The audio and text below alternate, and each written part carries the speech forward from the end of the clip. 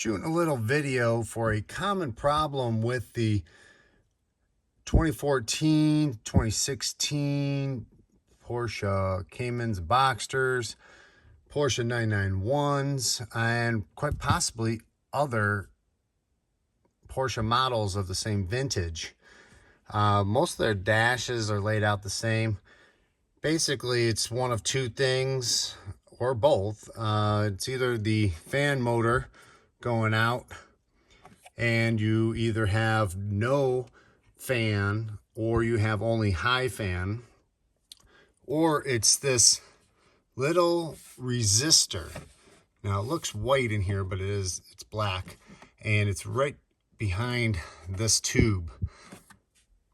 It does take a little bit to get this glove box out, and there are a couple good tutorials on it, but there's not many tutorials on getting that out. And that piece was the cause of my problem. This piece, I replaced it with a part from Pelican Parts, and you can find the part number in the description below. There are some people that say you need to take off this airbag. I've found that I was able to do it without it. It takes a lot of dexterity. Gotta get your hands around here and around here to release that clip. It's very hard to see. There, it focused. There's two little tabs on either side. You're seeing the left tab there by the white or yellow colored wires. Push that in and wiggle the connector out.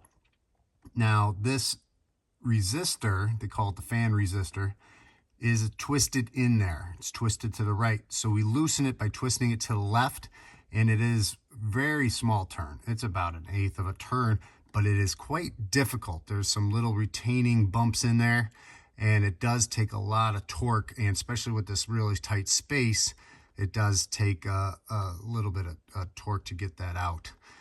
I found that you can back it out straight as long as you have this screw out of this ducting.